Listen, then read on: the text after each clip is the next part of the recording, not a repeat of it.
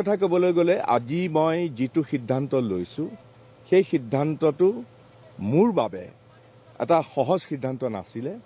বহুত মানসিক অন্তৰ্দ্বন্দ্ব আৰু বহুত বেদনাসিক্ত দিন কিছুমান পাৰ হৈ পেলাই মই অৱশেষত এই সিদ্ধান্তটো লৈছোঁ। কিন্তু এইটো কথা মই স্পষ্ট কৰি দিব খুজিছোঁ যে মই যদি আজি বিজেপি দলৰ প্ৰতি বা আমাৰ অসমৰ মাননীয় মুখ্যমন্ত্ৰীগৰাকীৰ তেওঁৰ কাম কাজৰ ধৰণ এইবিলাকত আকৃষ্ট হৈ আহিছোঁ। মই অসমৰ স্বাৰ্থৰ কথা ভাবিয়ে মই আগবাঢ়ি আহিছোঁ। এইকাৰণেই মই কথাষাৰ আপোনালোকক ক'ব খুজিছোঁ।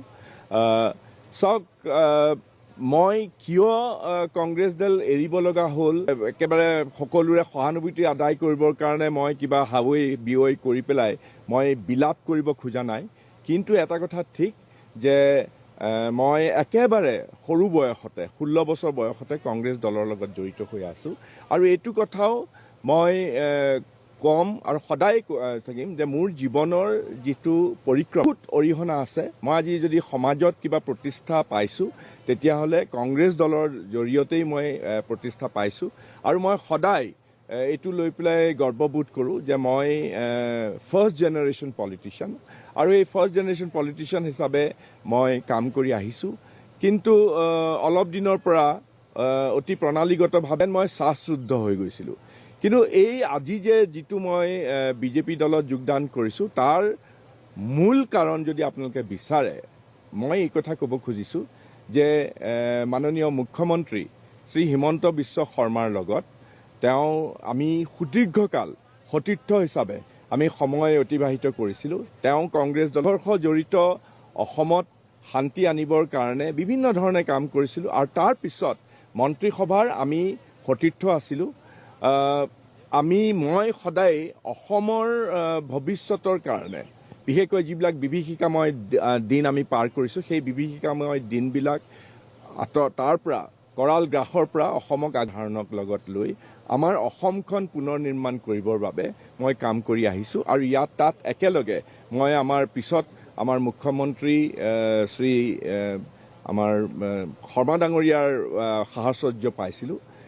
এতিয়াও মই ভাবোঁ যে তেওঁৰ মুখ্যমন্ত্ৰীগৰাকীৰ অফুৰন্ত কৰ্মস্পৃহা, অসমৰ কাৰণে কাম কৰাৰ যিটো উদ্যম আৰু তেওঁৰ সৃজনীমূলক চিন্তাৰে ভৰপূৰ এজন ব্যক্তি। গতিকে এইটো পৰিৱেশত অসমখনৰ আমি আৰু যাতে আগুৱাই লৈ যাওঁ, দেশৰ ভিতৰত যাতে আটাইতকৈ অগ্ৰণী ৰাজ্য হিচাপে তেওঁ যিবিলাক কাম কৰিব খুজিছে তাত যাতে মই সহযোগী হিচাপে কাম কৰিব পাৰোঁ আৰু পৰিৱেশটো এৰি আহিছোঁ।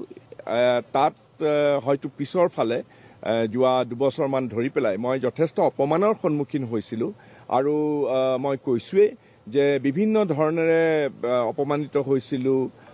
মই যেন নিজকে একাষৰীয়া বোধ কৰিছিলোঁ।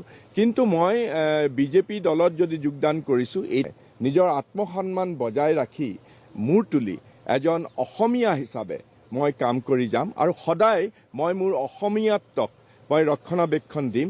বিভিন্ন জাতি জনজাতি বিভিন্ন গোষ্ঠী আমাৰ অসমৰ জনজীৱনক আমি আগুৱাই লৈ যাম, অসমখনক আগুৱাই লৈ যাবৰ কাৰণে কাম কৰিম আৰু সেইটো চিন্তা কৰিয়ে মই আজি ডাঙৰীয়াক মই ধন্যবাদ জনাইছোঁ। অসমৰ মুখ্যমন্ত্ৰীগৰাকীক মই ধন্যবাদ জনাইছোঁ।